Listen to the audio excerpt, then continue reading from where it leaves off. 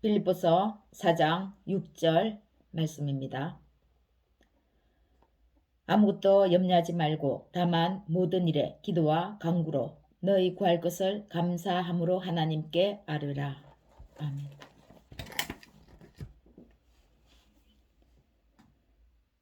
고아의 아버지라 불리는 조지 물러는 고아원을 세워 고아들을 돌보고 있었습니다. 추운 어느 겨울 갑자기 고아원의 보일러가 고장이 났습니다. 아이들은 얼어 죽게 되었다며 아우성이었습니다. 그때 조지 물러는 하나님께 부르짖으며 간구했습니다. 하나님 아버지, 이 어린아이들은 다 하나님이 제게 맡겨주신 생명들입니다. 이 어린아이들의 아버지는 하나님이시고 저는 총무일 뿐입니다. 주님, 보일러를 고치는 분들에게 밤새 일할 마음을 주시고 보일러가 고쳐질 때까지 지금의 날씨를 따뜻하게 변화시켜 주옵소서. 이렇게 조지 물러가 간구하는 동안 갑자기 추운 바람이 따뜻한 바람으로 불기 시작했습니다. 그리고 보일러가 수리되어 다시 정상적으로 가동되자 한겨울 바람이 다시 불어왔습니다. 5만 번의 기도 응답을 받은 조지 물러는 기도에 관해 이런 기록을 남겼습니다. 기도란 응답 받을 때까지 하는 것이 기도다. 문제는 생각하면 생각할수록 커집니다. 그러나 하나님을 묵상하면 묵상할수록 문제는 작아집니다. 우리가 문제를 생각할 때에 큰 것 같지만 암담하지만 그 문제를 하나님 앞에 가져가서 하나님을 묵상하면 하나님 앞에 있는 그 문제는 아무것도 아닌 것처럼 보이는 것이지요. 그러므로 어떤 문제 가운데 있다고 할지라도 문제를 생각하지 말고 믿음으로 하나님께 기도와 간구를 드려야 합니다. 사도 바울은 너희 구할 것을 감사함으로 하나님께 아뢰라 하고 말씀합니다. 감사함으로 하나님께 아뢰라는 것은 이미 응답의 확신을 갖고 모든 염려를 하나님께 맡기는 것입니다. 어떠한 길로 인도하시든지 순종하고 감사함으로 나가는 것입니다. 그러므로 감사란 이미 하나님께서 응답하신다는 것을 믿고 믿음으로 고백하는 것이 바로 감사의 기도입니다. 하나님이 응답하셨으니까 이미 우리에게 감사 기도를 올리도록 우리의 심령을 인도하시는 것이죠. 모든 일에 대해서 하나님께 영광을 돌리고 하나님께서 역사하실 수 있는 여지를 남겨드리는 것이 바로 감사입니다. 감사의 기도입니다. 영국의 역사학자 토마스 칼라일이 프랑스 혁명사라는 대작을 쓸 때의 일입니다. 수년에 걸쳐 써온 이 책의 원고를 완성한 칼라일은 드디어 가벼운 마음으로 산책을 하고 돌아와 보니까 하녀가 글쎄 칼라일의 원고 뭉치를 낡은 책으로 오인을 해서 그만 불태워버렸습니다. 그의 마음은 원망과 불평으로 가득했지만 그러나 그는 이내 감사를 선택했습니다. 더 좋은 작품을 쓰라는 하나님의 뜻으로 생각했습니다.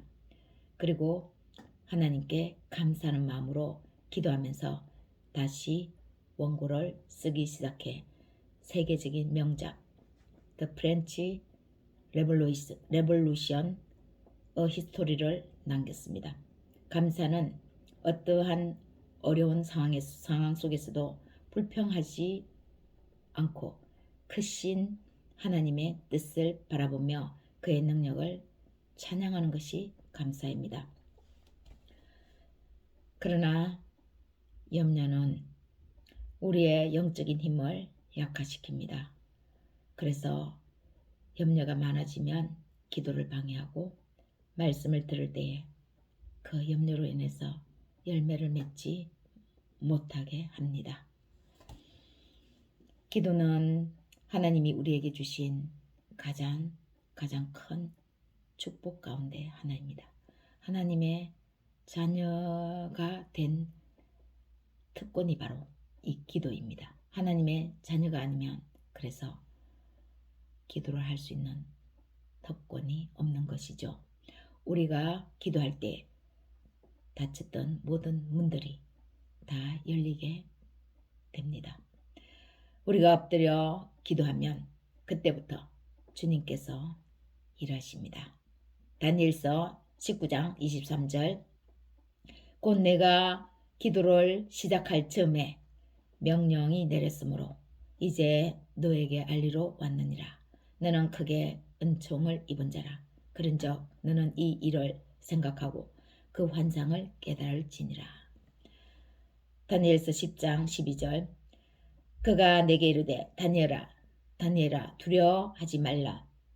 네가 깨달으려 하여 네 하나님 앞에 스스로 겸비하게 하기로 결심하던 첫날부터 네 말이 응답받았으므로 내가 네 말로 말미암아 왔느니라. 다니엘이 기도를 하기도 전에 먼저 하나님 앞에 겸비한 마음으로 기도하려고 하는 생각을 가졌는데 그 생각하는 그 순간 하나님이 이미 다니엘의 마음이 하늘에 상달되었다고 하는 것입니다. 다니엘의 마음을 받고 응답하러 천사를 보내셨다는 거죠. 염려를 바꾸어 기도하는 순간 하나님이 우리 문제를 위해서 일을 하십니다. 기도는 축복의 통로요 기적을 일으키는 응답의 통로입니다. 우리가 하나님이 기적을 일으키는 것을 어떻게 알 수 있습니까? 기도하니까 알 수 있는 거죠. 기도를 안 했다면 그것이 하나님의 기적인 줄을 우리는 알지 못할 것입니다. 그런데 결과적인 기적의 일이 나타났을 때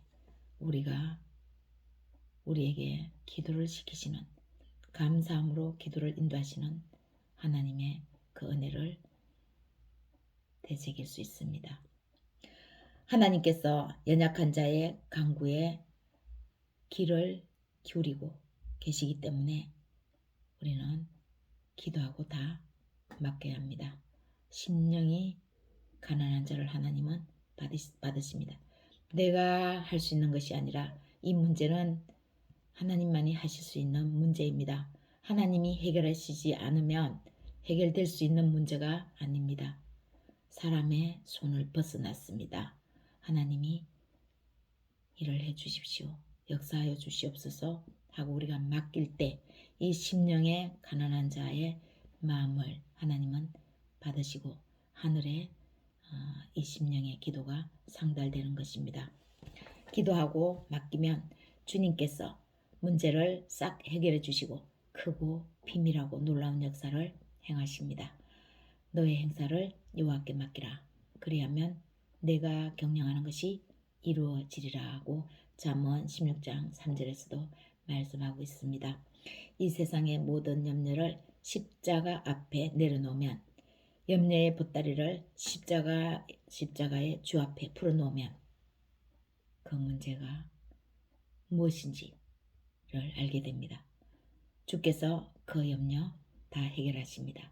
이미 십자가에서 우리 모든 짐을 다 지고 가신 예수님 앞에 우리의 문제를 내려놓으면 그 문제 이미 예수님이 지고 가신 문제인 거죠. 그래서 우리는 십자가의 주님만 묵상하면 이미 이 해결이 다 된 것입니다. 십자가의 주 앞에 염려되는 문제가 해결되지 않는 것이 없습니다. 우리의 사람의 손이 떠난 것 주님께서 해결하십니다.